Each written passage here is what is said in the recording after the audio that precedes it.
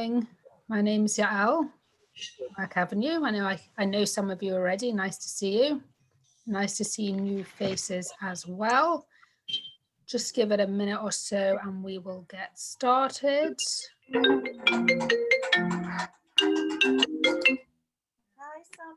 Yes, if everyone can mute themselves, that would be great. Of course, yeah. I'm just going shopping. I'll be home later. All right. Okay. Just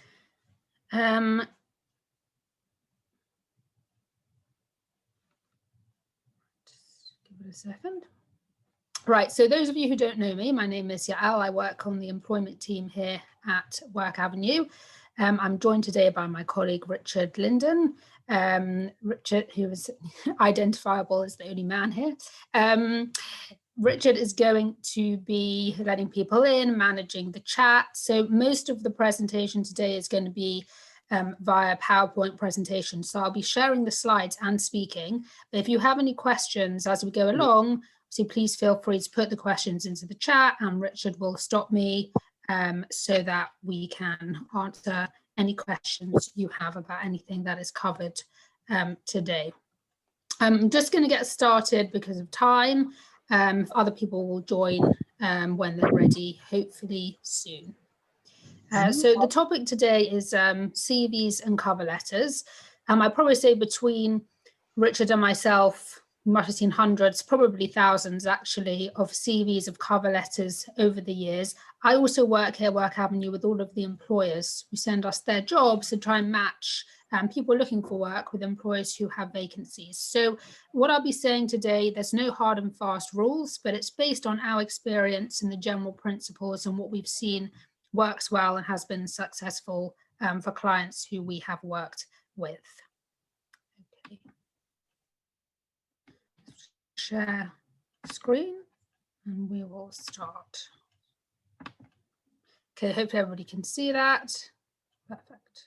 Okay, so we're going to look today, sort of in the next hour, different types of CV, and then thinking about how to match your CV to the job that you are applying for, and then just a little bit at the end about creating a cover letter as well. So it's that element of the application process, the CV and the cover letter, that we will be talking about today. The first thing I want to say before we start is there's no one way to write a CV.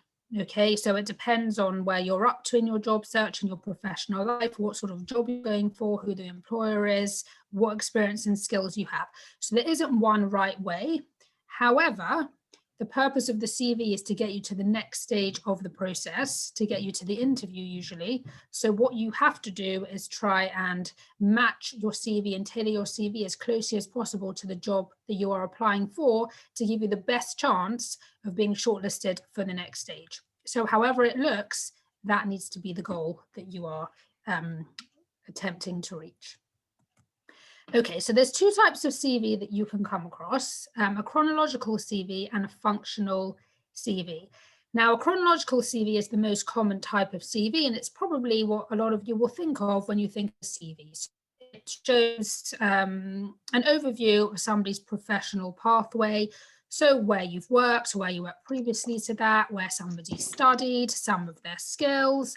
And this is what we think about when we think of a CV traditionally. Okay, it's based around the jobs that a person has held, demonstrating their professional experience. Okay, now this is the most common type of CV, as you can see written here. And therefore, it's the most familiar type of CV to employers as well, and as that's what they're most familiar with, and people usually like what they're most familiar with. So chronological CV is the main type of CV that you can have, that you will see, that you will probably have heard of. However, there is another type of CV as well called a functional CV, okay? And this CV, instead of being based around jobs that a person has held, is based around skills that a person possesses. Okay, so with the chronological CV, your message to the employer is, I've had experience in X, Y, Z role doing similar work. This is why I'm the right match for the job.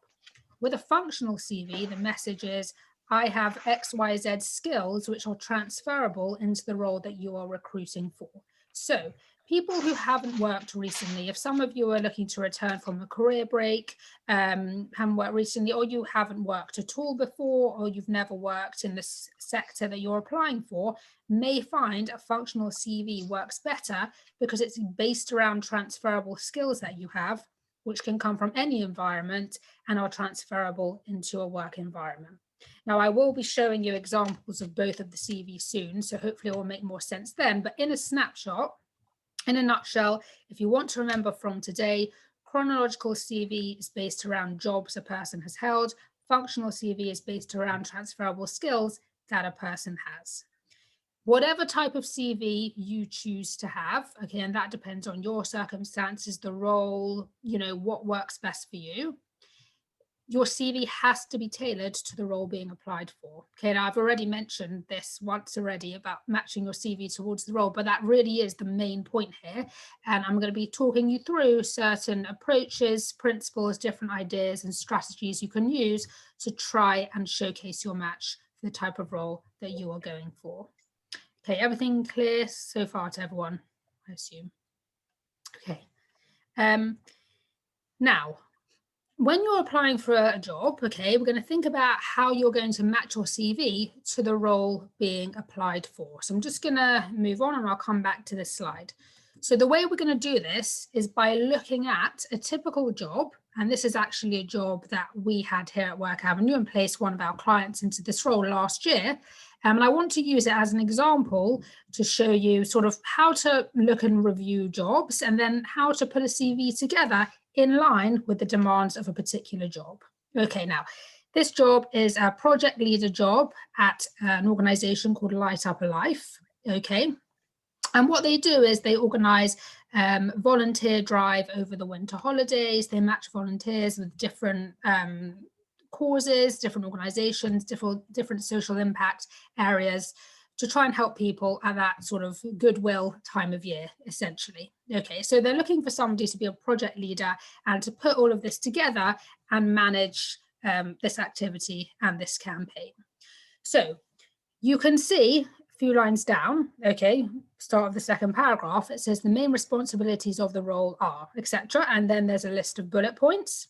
And underneath that, you can see the heading skills, experience, and qualifications required, and there a list of bullet points. Now, the way these two things are split, it's the way that most jobs will be split. So we have a job description, which is the first set of bullet points, main responsibilities.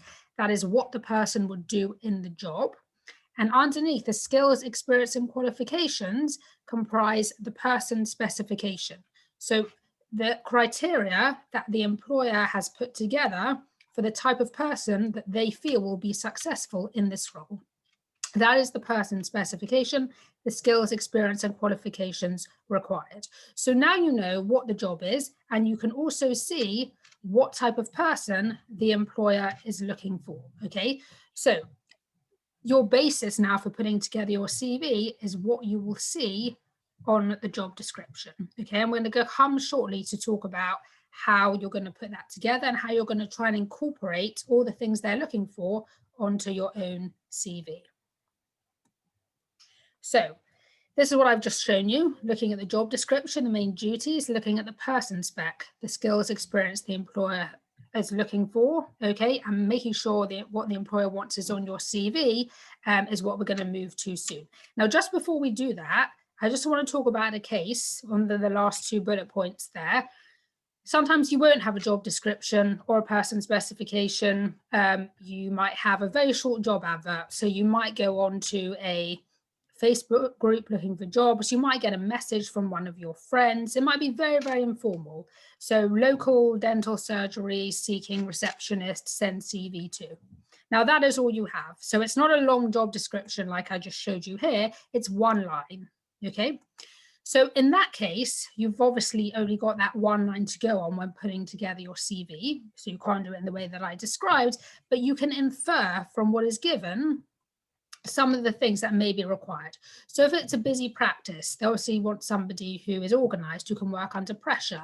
It's a receptionist role. It's a client-facing job. So we would think communication skills are important, face-to-face, on the phone as well. So where you don't have the information given to you, you need to try and think, infer, analyze, and think about what would be the relevant skills that are necessary in this role that I can then put on to my CV.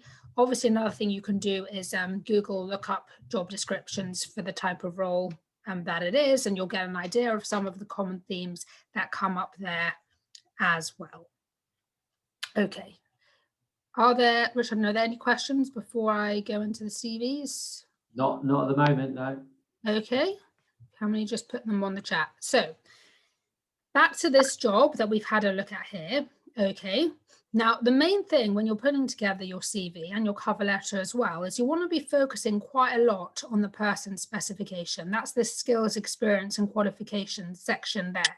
Because if you're able to demonstrate that you have all of the skills that the employer is looking for, then obviously you are showcasing yourself as a strong match for the job. Now, we said before that the purpose of the CV is to get through to the interview. It doesn't get you the job. You will hopefully get yourself the job when you're at the interview. So to get yourself to the interview, you want to tell the employer, I meet all of the criteria, or most of the criteria, as much as possible of what you are looking for. And that's why it's very, very important to focus on what it is they're looking for. And this is also why you're going to need to change and tailor your CV for each different job you go for, because the requirements will probably change in that regard as well. Okay, so this is what I've just described. This is the exercise that you need to do each time you are applying for a job. So analyzing your skills, your experience, what do you have, okay? And how does that fit in with the job description, person specification, and what the employer is looking for? And from that, you will create a CV that's tailored to the role that you are applying for. So here we have an example chronological CV, okay? Put together for this role that we were just looking at, the project leader role for Light Up a Life. Okay, now again, I'm saying this is just it's one type of template CV. There's no one way of doing it. I'm just going to talk you through a couple of the different areas of the CV so we can see where we've tried to sort of match up. Okay, so at the top, okay, before I go into what's actually written, I just want to mention 30 seconds about personal details on CVs, okay? You can see the person's got their name, just their location, mobile, email address, and LinkedIn, if you have LinkedIn. Okay, what I would say is minimal personal details is all that's required on the CV. As you see here, we don't need any date of birth, nationality, marital status, anything like that at all, okay? You don't want to take the really important space at the top of the CV on those things. You want to just briefly put in your personal details and then move on to explaining to the employer how you are the right match for the role in question. So the first section you can see there, professional profile, which I'll talk more about soon, but that's a snapshot, a summary of your skills, your experience, your education, if relevant, okay, which would demonstrate that you are a good match for the job. Okay, so here we can see that the person's called themselves project manager, okay, which is very similar to project leader, which is the job title of this role. They've said they've got a track record of developing and delivering social action and educational programs, quite similar to what we're talking about here. And then mentioning some of the skills, communication skills, experience working with volunteers, high level of IT proficiency. So obviously within this short profile, you're not going to have space to write down every single thing that the employer has put on the job description. However, it needs to be a snapshot so that if they only read to the end of that profile, they already have an idea as to why you could be a suitable candidate for the job. Okay, more on that soon. Now, as we go down, we've got here a key skills section, career section as well. This is a chronological CV, so a large body of the CV will be a person's career summary, work experience. Okay, now you can see highlighted there various skills that are also mentioned on the person's specification for the job. So if we just go back and we can see that they want somebody who can communicate clearly in writing, who's worked with volunteers before, okay, somebody who's got good social media skills, good IT skills. If we come back here, we can see project management listed. We can see someone who's developed social media strategy. We can see keeping to budget and deadlines, which was important, dealing with parents and visitors in person on the phone. So what you need to try and do is to pick out the relevant parts from your experience, which would showcase the skills that the employer has told you they are looking for, okay? The key skills section at the top there is optional, okay? It's up to you. Sometimes people will go straight from profile into career summary. Sometimes people like to have a key skills section as well. If you are going to have a key skills section, I would recommend that obviously the skills that you choose to include there are directly relevant to what is listed on the job spec, and that you then give some evidence to showcase that skill. Okay, so it's not good enough to just have a key skill section that would list project management, communication skills, technical skills with no other information, because that's essentially, you know, your opinion of the skills that you have, but it's not qualified in any way. So always try and give some evidence, some example of where you have used those skills, okay? And also, in addition to having a key skill section, you want to be incorporating those skills into your career summary as well.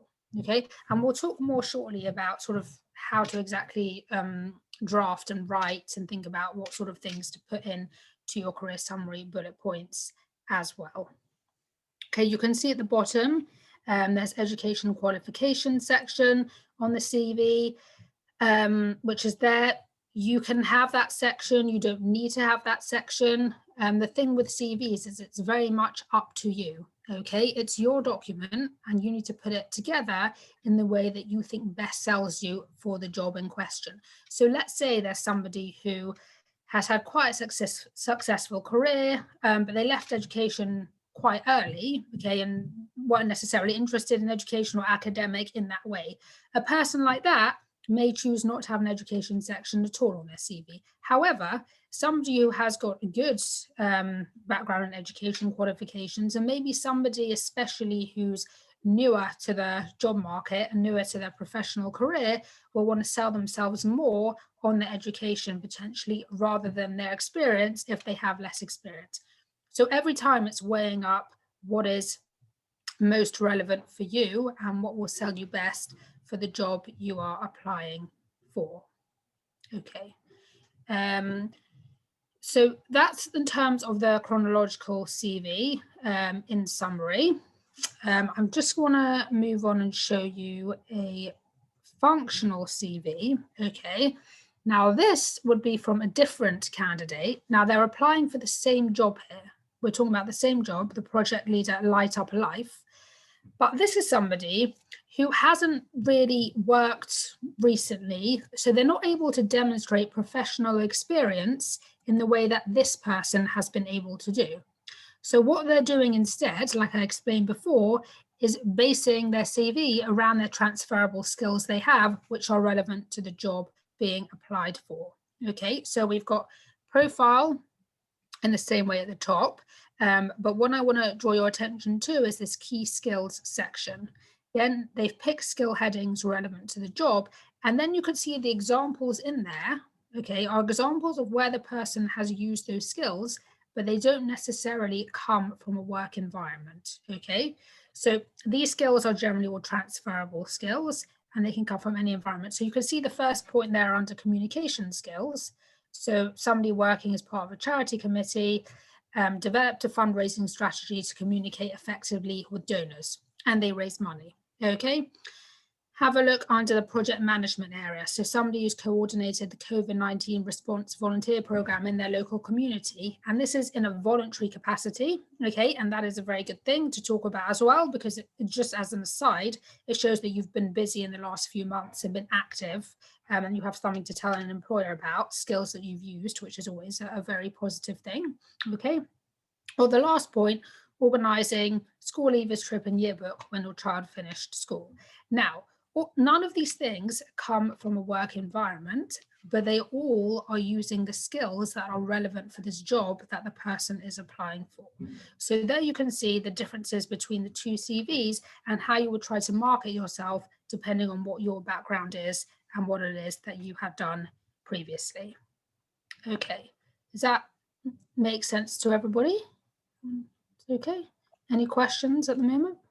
No questions at the moment. Okay, no questions. Let's all be clear. Okay, a couple of things to just to say in terms of length of CV. Because see the two CVs I've put here are sort of quite short, but they're just sort of template CVs to give you an idea of the type of approach and the type of things that you might include on your CV. We would say generally up to 2 pages as a maximum for a CV. If you can get it on 1 page, that's great, but it obviously depends on who you are and how much you have to say and how much you have worked. I would say either way, however long your CV is, the top half of the first page is really the premium space. So you really need to use that to try and showcase your match as much as possible.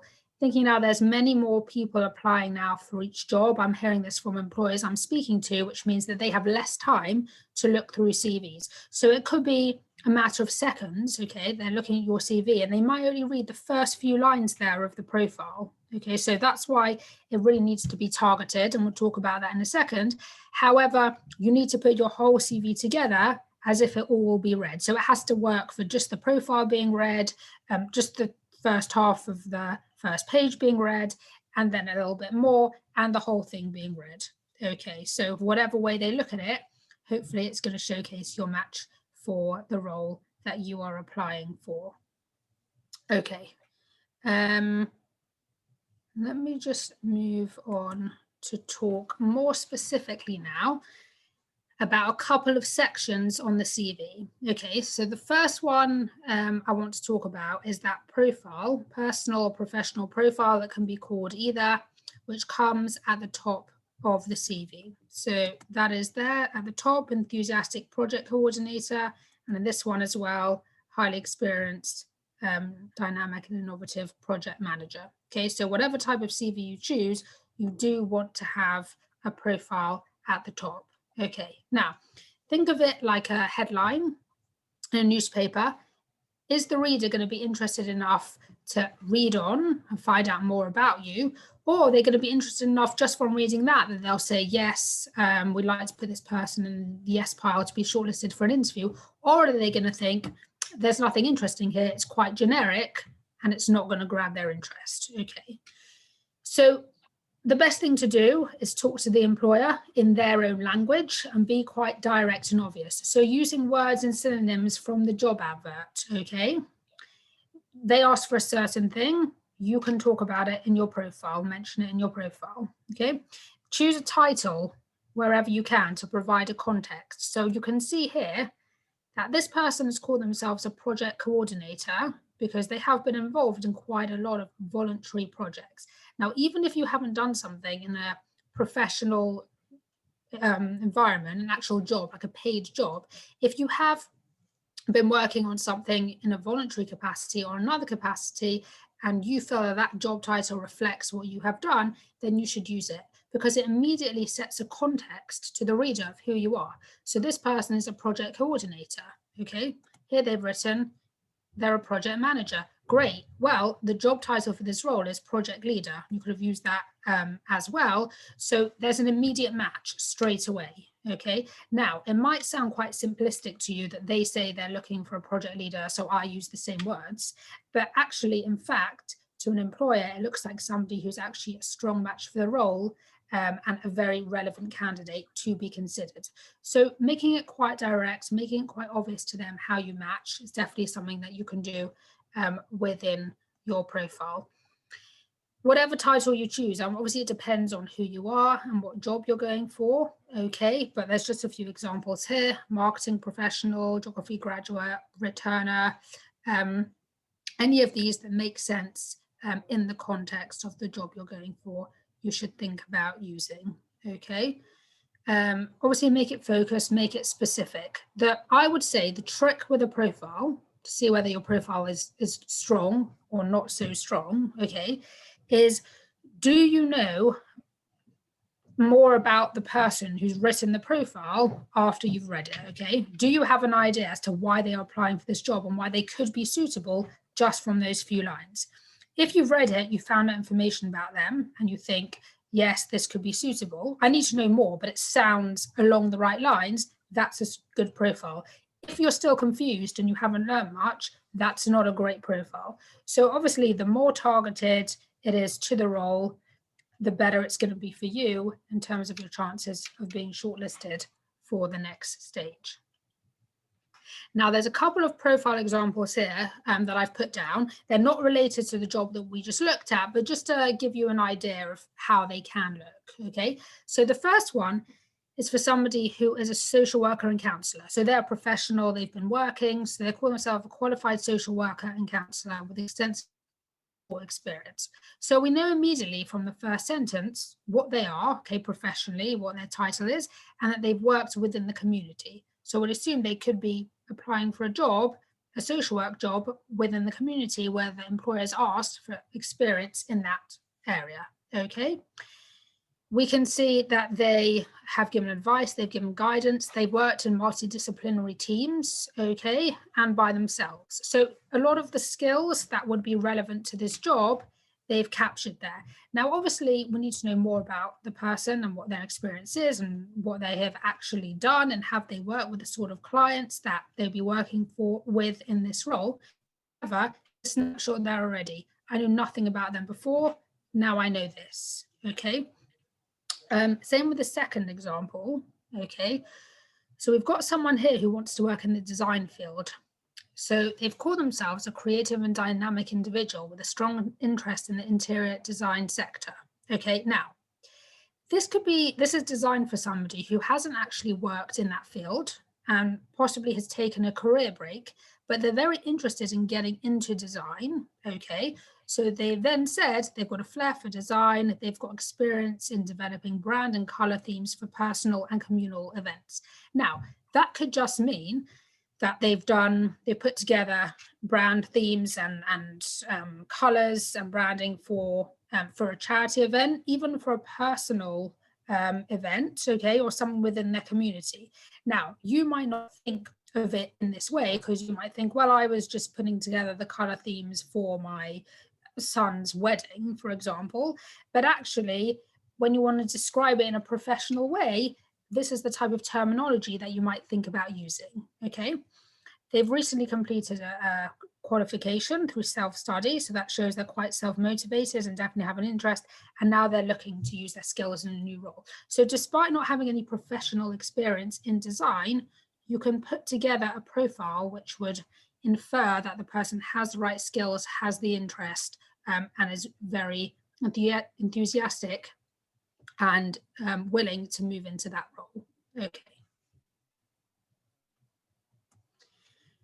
One other thing that I want to talk about is the career history section on a chronological CV or the key skills section on a functional CV. So just to go back and show you what I'm talking about, because I know I'm trying to fit in quite a lot with the time.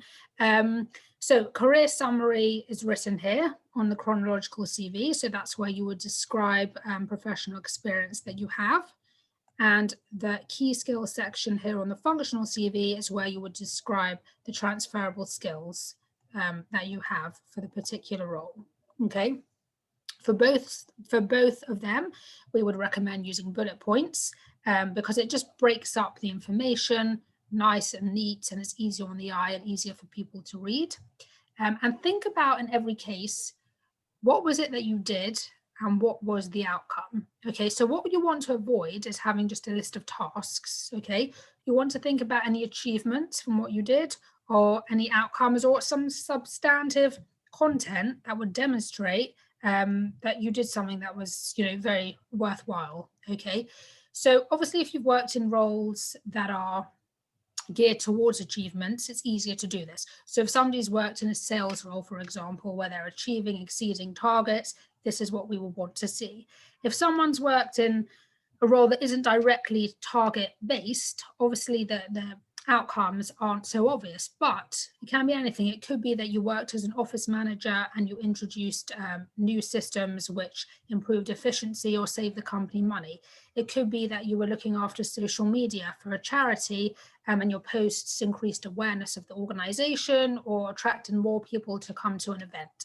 So those type of things constitute outcomes as well. And I will show you some examples of what I mean in practice in a second. Okay, so that's for the career history. And generally, one more point on that is that you're usually going to have more information under your most recent roles and less information as you go backwards. Okay, employers are generally most interested in what somebody has done most recently and less interested in what you did earlier, generally because what people have done more recently will supersede things they did earlier on, and the more recent is generally the more relevant anyway. So focus on your recent experience much more than your earlier experience when you're putting your CV together. Key skills, so this is for the functional CV. Again, as I've been saying, you want to choose skill headings that relate to the job you are applying for, and then think of examples of where you've used those skills, either from an employment context or from any other context, which could be volunteering, hobbies, personal life, education, study, any area really, because most of those skills are transferable skills. So it means they're skills that are attached to a person, not to a particular context. And this is why you can bring the examples from any environment.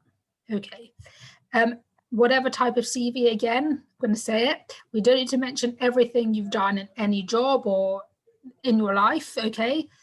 Keep it relevant, keep it focused on the job that you are going for. Very often in CVs, less is more, okay? As long as what you've said demonstrates your match with the job, that is sufficient, okay? Employers don't have a lot of time to read CVs, as I said before, so don't think I need to say everything or I'm not going to get an interview. In fact, it's often the opposite. If what you say shows your match with the job, that is fine, that is good. Right, here are a few examples for chronological CV. They are not related to each other. They will come from different CVs, but it's just to give you an idea of how this could look. Now, quite a nice thing to do, which you can do, is starting off your point with some sort of verb. So designed, developed, created, initiated, led, leads you quite nicely into describing what it is that you've done, and then talking about any outcome associated with that as well. So if you look at the second one, you can see design your website, increasing inquiries by 30% year on year, with a network of 30 overseas agents. So where you can put in some numbers, put in some figures, some data to quantify what you're saying, that's very good as well. Obviously, it will depend on the type of jobs that you have held, okay? Or slightly different way of doing it, if you look at the third point there, organising all aspects of high-profile events program. We've got arranging travel, booking venues, overseeing the budget, promotion. So the person talking about all the different areas that they have been involved in and everything that they've done suggests that they are someone who's organised, who's professional, who's capable. So there's quite a lot of content in there as well. So you can choose which way you want to do this. And obviously, if you don't have an outcome or achievement for every single point that you're making, that's fine. It's just where there is something you can say, it's definitely worth adding that in as well. Okay. The key skill CV. So here again, we have different skill headings and we have examples of those skills underneath as well. So communication skills, we've got somebody who worked previously in the legal field. They've decided now they no longer want to work in that field, but they still have their written communication skills from drafting legal documents that they can bring to another role, okay? Similarly, technical skills could come from anywhere. So Microsoft Office, social media, could be from work, could be from your personal life, could be from studying or any other environment. As long as you have the skills for the job, that is what the employer would like to see. Okay. And just a little table here, okay, which sort of summarizes some of the things that I've been describing. So if a job add. A person specification tells you that they're looking for things like a team player, someone with excellent interpersonal skills, the type of words and terminology you might use, collaborated, liaise, maybe worked in a team, would demonstrate that you have those skills, okay? The bottom one, so they're looking for someone who's proactive, who's a self-starter. If you talk about initiating a project, developing a program, leading something, all that type of terminology and evidence suggests that you are a person who is proactive and who is a self-starter. So it's all about thinking about what they're looking for, what do you have in your bank of skills and experience, and matching it all together. Okay. So a couple of things before submitting your CV. We've talked about a couple of these things already, but I'm just going to mention them briefly. So font and formatting, just make sure that it's clear, it's easy for the person to read, it's all in the same font, the sizing is right, everything is consistent in that way, so it just looks neat and professional and presented well to the person who is reading it. Like we discussed, make your spelling and grammar are correct. There's some employers who will see a spelling or grammar error and then look no further and discard the application. Some will continue to read. We don't know, okay, because you're not the employer, but look at it from their eyes. Minimize the risk to yourself with all of these things by getting this right, okay? Make sure your contact details are there. Only mentioning this because we've seen a number of CVs without contact details over the years.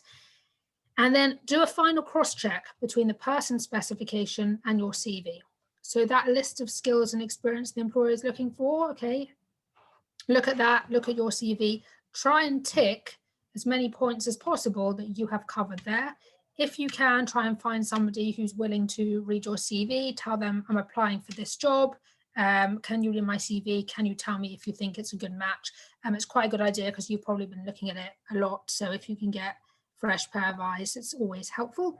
And finally, keep a copy to prepare for an interview, because if you're called for an interview, and hopefully you will be, you want to know which is the CV that you sent and be ready and able to answer any questions about your CV when you are at the interview.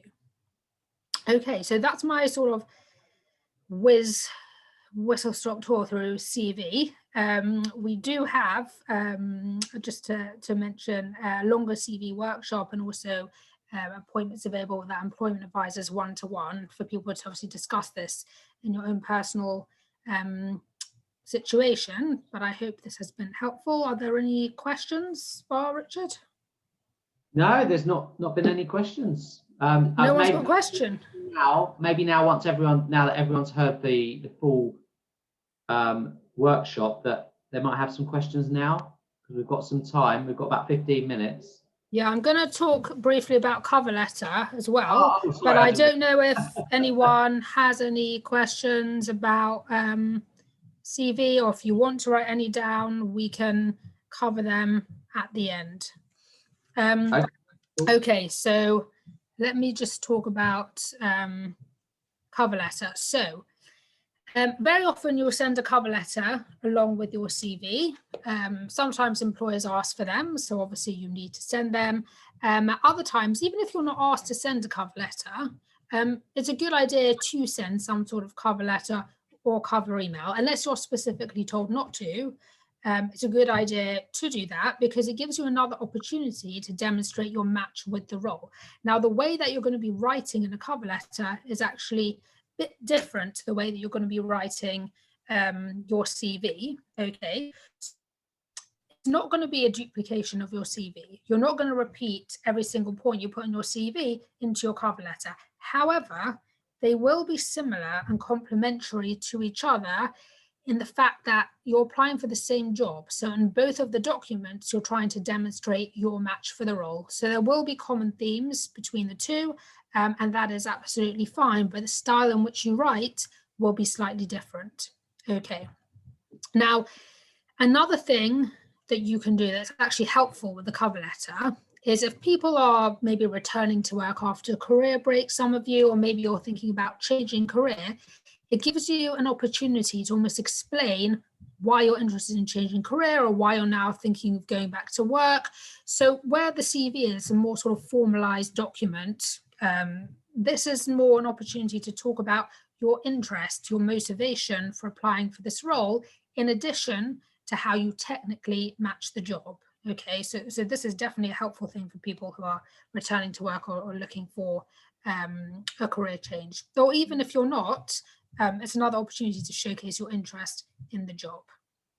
Okay, now if I show you an example here of a cover letter, again, I would say there's no one way to do it. Okay, this is just a sample that we have, but it's the points that I want to get across in the cover letter are, number one, your interest in the organization and in the role, and number two, your match with the requirements of the role and what the employer is looking for. So if you can get those 2 points across in whatever format you use for your cover letter, you're definitely on the right lines. So if we have a look here, so we can see I'm writing to apply for the role of project leader, light up a life. Okay, so you're setting the context, the person's applying for this role. Okay, then they're saying, I was very interested to read about your annual scheme, your success in bringing people together through volunteering. I've been involved in a number of social action projects in a professional voluntary capacity. So it's almost an introduction to yourself, but in the context of your interest in their organization. Okay, so you might take some of the points that were in the profile at the top of your CV and add them in here as well, but you're writing in a slightly different way, introducing yourself always in the context of the job. Okay. Then person's written, I can demonstrate a strong match with the role in the following ways. And you've got those 4 bullet points there, where what the person has done again is had a look at what is written on the person specification for the job, so the experience, skills required, picked out some of those areas, and then applied it to themselves with some evidence of where they've used the skills. So it's the same idea as what you'll be doing sort of on any type of CV you use, but sometimes it's written in a more way that flows more sort of in a letter or email style. Okay, now what this does is it draws the reader's attention to your bullet points, and it's quite an analytical sort of exercise you're doing. So you're looking at what they're looking for, and again, you're just picking out the highlights, okay, and telling them, you know, I've got experience of being a project leader, I've organized teams and events, you know, tick, that's relevant for this job. Next, I have excellent communication skills. I've built and maintained strong relationships with donors, volunteers, other communal organizations. Great, that is also relevant, okay? The last point there, positive and proactive attitude, okay, which is something that we also saw earlier on the person specification, and which I've used working on projects as well as launching my own small business. Okay, so you could think about, that's another area. If you've had a business and now you're looking for a job, or the other way around, you've had a job, now you're looking to start your own business, obviously there are skills that you can take from one to another, even if it's not the same environment. Okay, so it's just, again, being quite direct in your explanation to them as to how you match the job and why you are interested. And then a final paragraph there at the bottom, just to reiterate your interest really, and to say, you know, you have an opportunity to join the organization and meet them to discuss further.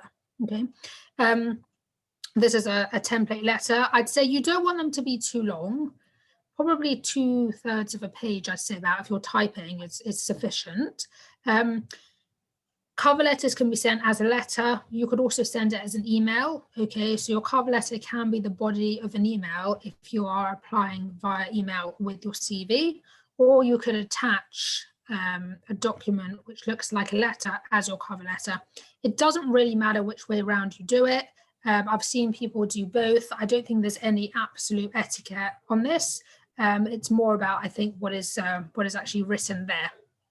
And one more point to make is, if let's say you send your cover letter as an email, so you send an email which has this text written on it, and then you attach your CV. Okay, now, if the employer decides to read the email first, you need them to be interested enough that they are then going to go and have a look at your CV, right? So as we say that the CV can be the gateway to the interview, sometimes the cover letter can be the gateway to them having a look at your CV.